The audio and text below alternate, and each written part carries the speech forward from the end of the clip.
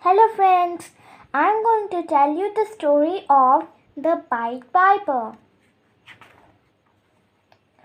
The Pied Piper. Hamilton was a rich and prosperous town. The people were happy and lived a comfortable life. Then one day, rats came in. Thousands of ugly and fat rats. They gnawed their way into the houses, bit the babies in their cradle, scared the little children, the men and women alike. The rats were everywhere, in every nook and corner of the town. They ate away the breads and cheeses, gulped down the soups and milk, and tore the clothing and shoes to shreds. They soiled the food and the people became sick when they ate that food. The big, fat rats scared the cats and dogs too. The mayor called the meeting of the town council to find a way to get rid of the rats. Each time an idea was proposed, someone would say that it had already been tried but had failed. The council was at a loss and did not know what to do. As they continued with their discussions, they looked up to see a strange looking man standing in the doorway. He wore a hat with a green feather, a long cloak flowed behind him, and he had a long, thin pipe tucked in his belt. He looked like a man from the circus. The surprised mayor called him, "And who in God's name are you?" The stranger replied, "I am the Pied Piper and am here to relieve you of your worries. I shall take all the rats away, but I shall charge 1,000 gold coins as my fee." 1,000 gold coins? But that's too much money, the mayor exclaimed. "Fine, then I shall take your leave," said the Pied Piper. As he turned to leave, the mayor said, "No, wait, don't go. I shall pay you the money that you demand, but only after you rid the town of the rats." The other members of the council too agreed and pleaded with him to get down to the task immediately.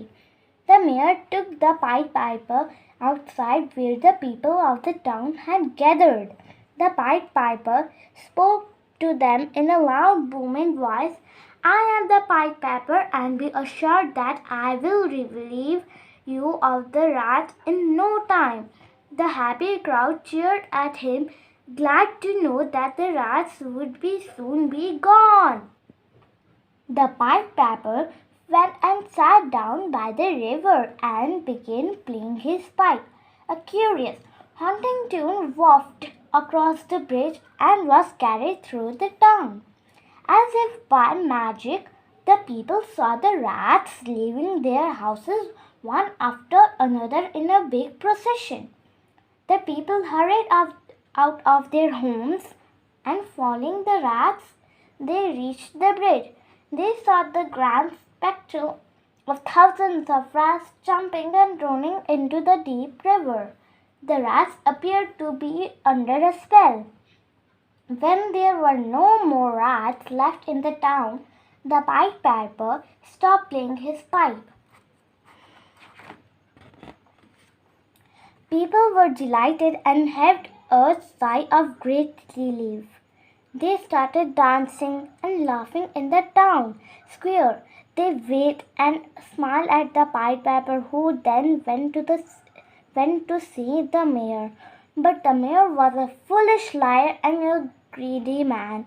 Now that the town was rid of the rats, he did not keep his word and offered a few coins instead of the promised fee of 4,000 coins. The Pied Piper became very angry. He blamed the entire town for the mayor's deceit and decided to punish them for having cheated him. The angry Pied Piper left the council building and walked to the middle of the town. He cursed the people of the town and began playing a mesmerizing tune with his magical pipe. This time, the tune was happy, playful, and bouncy. It trickled through the streets of the town like a stream and set the feet of every child in Hamilton dancing. The surprised elders watched as all the children gathered around the Pied Piper. The Pied Piper walked ahead while playing the mesmerizing tune constantly. Soon he reached the town's edge with all the children walked behind him. Fathers and mothers ran after and called out to their children to stop, but they didn't seem to hear them. A lame boy was struggled to keep up with the other children, but he too seemed very happy to go wherever the magical music led him. At last, the Pied Piper came to a cliff and stopped. He continued playing his pipe. All of a sudden, the cliff opened to relieve a path through which the Pied Piper led all the children. As the last child walked in, the cliff mysteriously closed again, never ever to open again. All the children of Hamilton were lost that day, and the town plunged into deep mourning. The angry people of the town kicked off the wicked and greedy mayor. They put up a fine statue of the Pied Piper at the center of the town. The town plunged into deep mourning. The streets wore a deserted look, and it was eerie without the laughter of the children. The town had to pay dearly for their mayor's greed.